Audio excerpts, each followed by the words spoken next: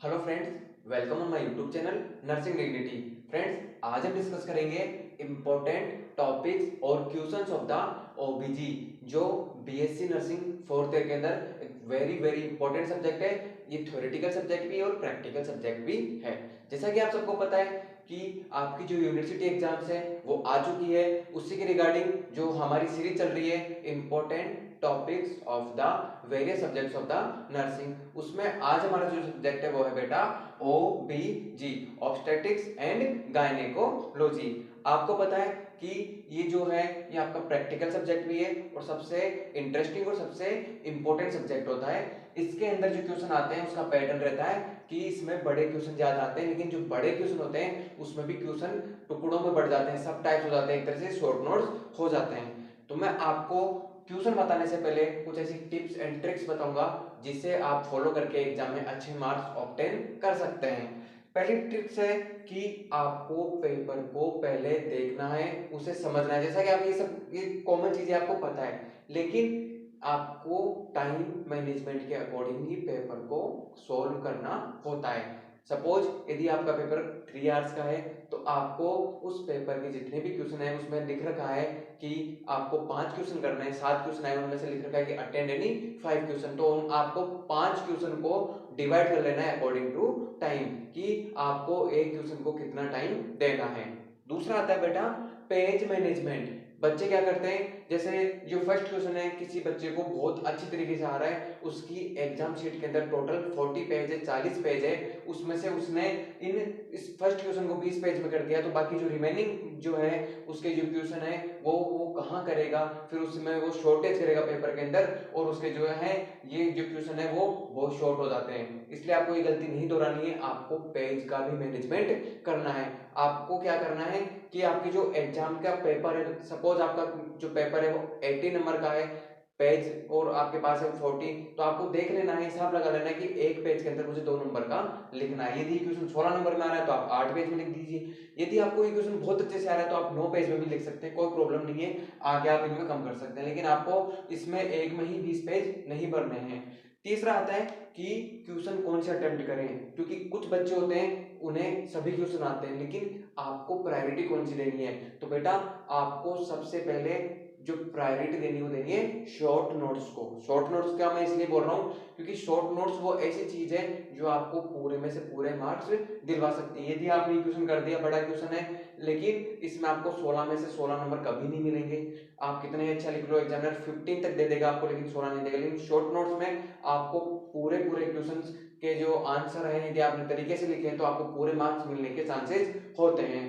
तो आपको short notes को प्रायोरिटी देनी है, लेकिन आपको एक सावधानी बरतनी है। यदि आप शॉर्ट नोट्स अटेम्प्ट करते हो तो आपकी जो राइटिंग स्पीड है वो भी तेज होनी चाहिए, क्योंकि शॉर्ट नोट्स अटेम्प्ट करने में टाइम लगता है। शॉर्ट नोट्स अलग अलग टॉपिक से आते हैं तो आपको सोचने में भी टाइम लग सकता है, जबकि जो बड़ा क्वेश्चन होता है एक पर्टिकुलर टॉपिक का होता है, तो आपको टाइम मैनेजमेंट का भी ध्यान रखना है और शॉर्ट नोट्स को अटेम्प्ट करना है। आपका मैं बात करता हूँ ओबीजी के बारे में बात कर रहे हैं, इसमें मैं आपको ट्यूशन नहीं बताऊंगा, मैं आपको पॉइंट बताऊंगा कि आपको इन्हें तो बिल्कुल स्किप नहीं करना है। ओबीजी में सबसे मेन जो है वो है आपके labour. Labour is the very very very important topic in the ओबीजी। Labour से बेटा कुछ अलग अलग टाइप के क्वेश्चन आते हैं जिनको मैंने बता दिया। हो सकता है इसमें फर्स्ट वाला आ जाए, सेकंड वाला आ जाए या फोर्थ आ जाए, या हो सकता है तीनों ऊपर के थर्ड आ जाए, तो इसी अकॉर्डिंग मैंने सारे टॉपिक इसमें कवर करने की कोशिश की है। लेबर के अंदर फर्स्ट क्वेश्चन आता है वो आता है डिफाइन लेबर, आपको लेबर को डिफाइन करना है। सेकंड क्वेश्चन आता है मैकेनिज्म ऑफ लेबर, कि जो लेबर की मैकेनिज्म है, जो डिसेंट होता है, जो एंगेजमेंट होता है, जो इंटरनल रोटेशन होता है, फ्लेक्शन होता है, सभी मैकेनिज्म को आपको एक्सप्लेन करना है। और यदि इसमें आप फ्लो चार्ट के थ्रू बताएंगे तो और भी ज्यादा अट्रैक्टिव बन जाता है। थर्ड आता है nursing management of the second stage.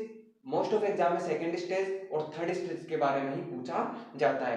तो क्वेश्चन आ सकता है कि explain the nursing management of the second stage of labour, या ऐसा आ सकता है कि explain the nursing management of A lady with the third stage. लेकिन इसमें क्वेश्चन का टाइप चेंज हो जाता है, वो होता है active management of the third stage of the labour. जो लेबर की थर्ड स्टेज होती है उसके अंदर हम जो एक्टिव मैनेजमेंट करते हैं, जो प्लासेंटल रिमूवल की जो स्टेज होती है उसमें जो एक्टिव मैनेजमेंट किया जाता है, उसके बारे में भी बहुत सी एग्जाम में पूछा गया है। तो लेबर में से आपको इन टॉपिक को बिल्कुल स्किप नहीं करना है। और ये जो मैंने 4 टॉपिक सेलेक्ट किए हैं, यदि आप इनकी अच्छे से प्रिपरेशन करते हैं तो डेफिनेटली आपके मार्क्स बहुत अच्छे आएंगे, क्योंकि ये जो पेपर है ये 70% जो है उसे कवर कर लेता है इस चारों टॉपिक। नेक्स्ट टॉपिक है अपना प्रेगनेंसी। आप सबको पता है लेबर के बाद में जो प्रेगनेंसी भी इंपॉर्टेंट टॉपिक होता है। प्रेगनेंसी के अंदर फर्स्ट क्वेश्चन आता है, वो आता है sign and symptoms of the pregnancy की प्रेगनेंसी के दौरान कौन कौन से साइन एंड सिम्टम आते हैं अकॉर्डिंग टू ट्राइमेस्टर, वो आपको बताना है। इसी की तरह दूसरा क्वेश्चन हो जाता है diagnosis of the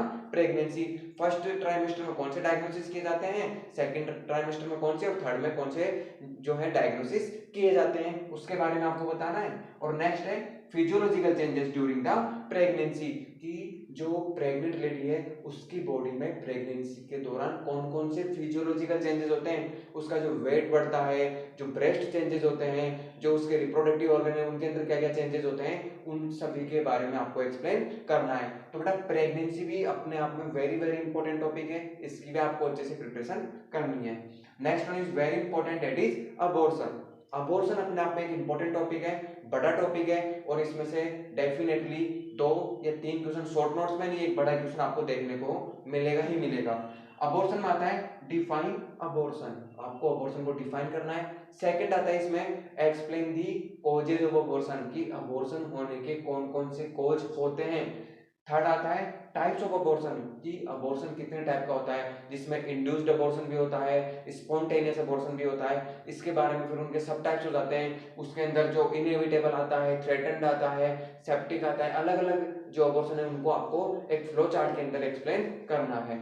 next one is very important, nursing management of A lady with threatened abortion. या तो आपसे थ्रेटन्ड अबॉर्शन वाली लेडी का नर्सिंग मैनेजमेंट पूछ सकता है, या ये नहीं आता है तो फिर आता है सेप्टिक अबॉर्शन, कि जो प्रेग्नेंट लेडी है उसके अंदर सेप्टिक अबॉर्शन है उसका भी मैनेजमेंट पूछ सकता है। क्वेश्चन को थोड़ा घुमा दे तो आपसे इसके साइन एंड सिम्टम देके पूछ सकता है कि एक लेडी है जिसका वो हो रहा है, उसके अंदर फीवर वगैरह आ रहे हैं, इन्फेक्शन होने के चांसेस है, तो उसके अबॉर्शन का क्या मैनेजमेंट करेंगे। तो आपको पता है कि जो सेप्टिक अबॉर्शन है इसके साइन एंड सिम्टम है, तो आपको इसी का मैनेजमेंट करना है। तो ये था अबॉर्शन के बारे में। और अबॉर्शन में ये क्वेश्चन आते हैं, इसके साथ में आप एक और ऐड कर लीजिएगा, एमटीपी एक्ट। ये शॉर्ट नोट्स के अंदर जनरली कई बार पूछा गया है एमटीपी एक्ट, इसको भी आपको देख लेना है एक बार। Next one is the परपेरियम।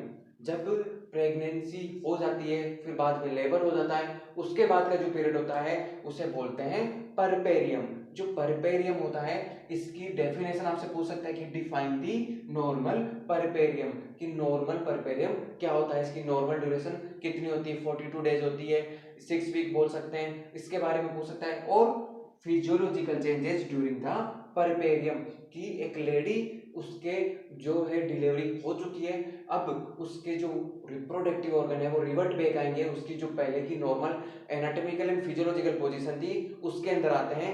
तो ये कौन सी फिजियोलॉजी होती है, इसमें कौन कौन से चेंजेस आते हैं वो आपको बताने हैं। तो ये 4 टॉपिक है बेटा, ये आपका पेपर 60 से 70% आपका जो सिलेबस है कवर कर लेते हैं। और इनमें ये जो टॉपिक है इनमें से आपको कुछ भी स्किप नहीं करना है, डेफिनेटली आपके अच्छे मार्क्स आएंगे। और ये क्वेश्चन है मोस्टली मैंने बताए हैं, ये बड़े क्वेश्चन में भी आ सकते हैं और शॉर्ट नोट्स में भी आ सकते हैं।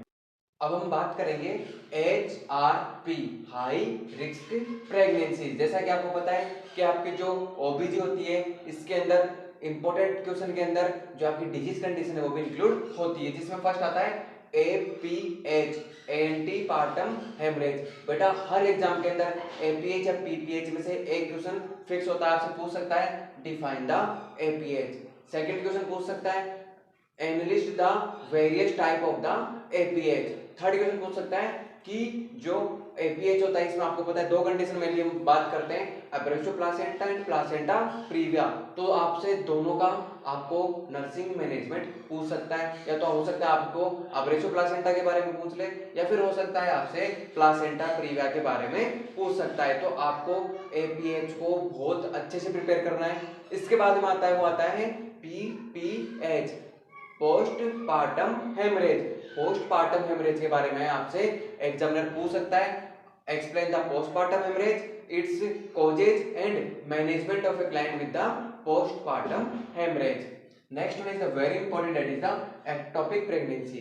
जो एक्टोपिक प्रेगनेंसी होती है इसके भी बहुत से क्वेश्चन आते हैं।